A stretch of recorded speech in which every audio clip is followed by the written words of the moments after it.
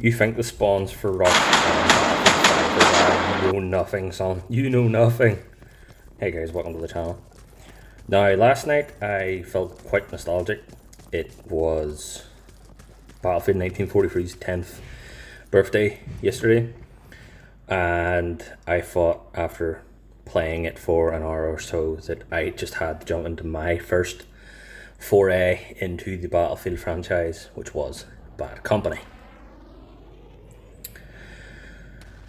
Yeah, the artillery was an actual gun you could jump onto. This one,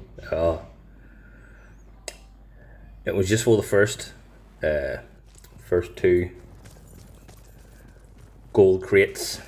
Yeah, that's right, this was Gold Rush. Light tank, another light tank, there you go.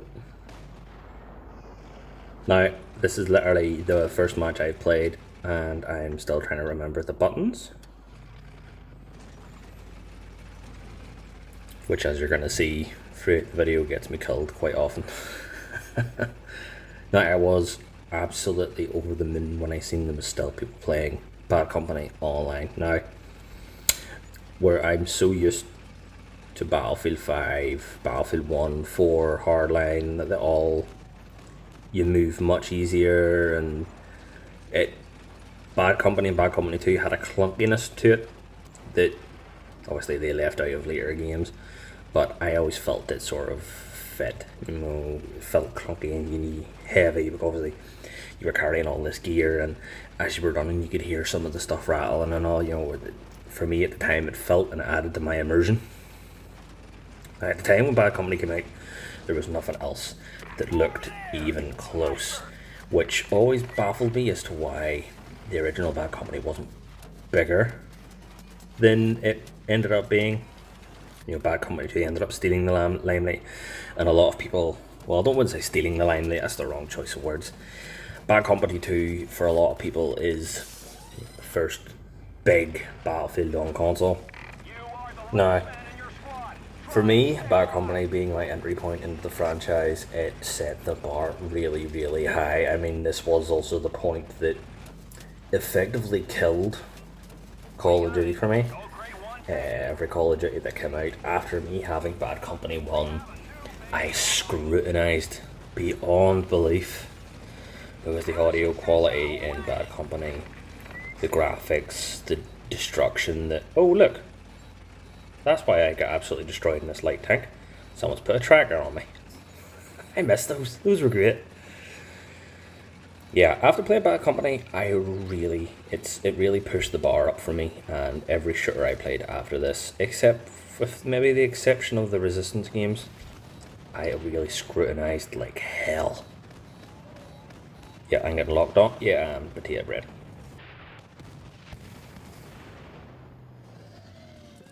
Now, the weapons were always fantastic in this. Now, I keep forgetting that unless you are the sniper class, you don't have a sidearm. Your alternate weapon for most assault rifles is either a grenade or the underbarrel grenade launcher that I'm using now. And I tried to hit triangle to bring out a pistol a few times, and it's like, wait, no, I have the wrong kit. I can't bring out a pistol because I don't have one. But yeah, as you see here, I'm trying to bring down this house by doing so much damage to it, because I couldn't remember if the buildings collapsing was unique to Bad Company 2 or if it was in them both.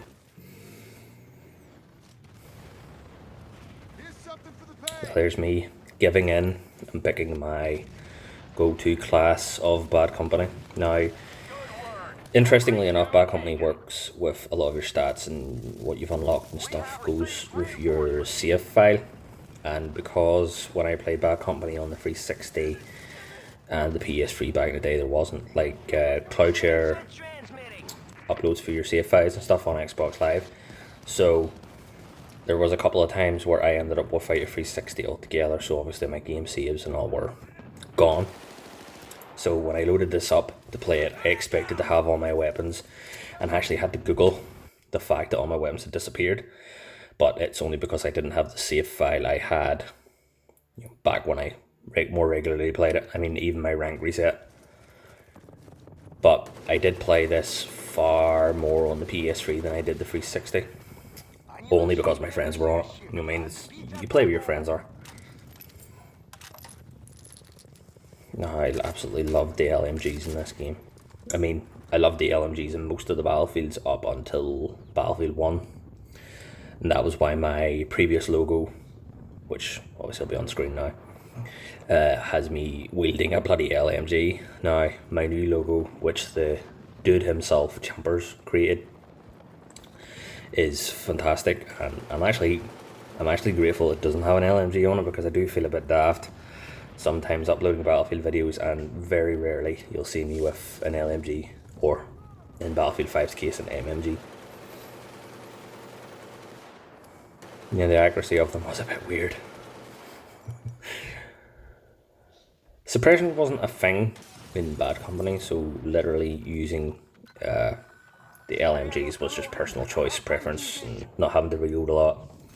Because unlike later Battlefield games, if you had 5 bullets left in your clip, say, and you tried to reload, it would still reload as slow as it would if you emptied the gun. That was something that was added in later games. Excuse the noise, my infant son is trying everything he can to make a racket. Who's shooting me? Who's shooting me? What the fuck? Oh. Oh shit.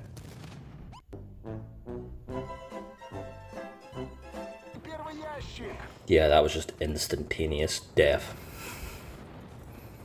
Now, I have to say, Bad Company has aged incredibly well, in my opinion. I mean, there are still shooters coming out that don't look as good as this.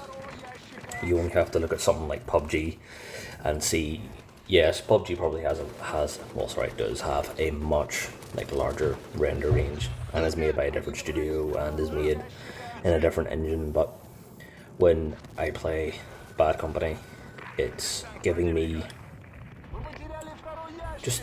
it's unbelievable how good this game still looks in this day and age, and it leaves me speechless. And every time I have something in my head to say about it, I forget. Now, this part here is just my fault for looking away. I was testing the bitrate for Twitch on my Xbox, and I glanced at my phone to see if the stream was still going stable, which, as you can see from this footage is absolutely flawless. You'd think I'd used it for the USB, but I didn't. I used the updated Twitch app on the Xbox, and it's unbelievable. I've seen no tearing, I've seen no pixelation, nothing. And normally, even on the Mixer app, I would get the odd stutter every now and again. And that's not even like Battlefield 5 stutters. I mean, that's just any game I try and stream on Mixer, I would get the odd stutter.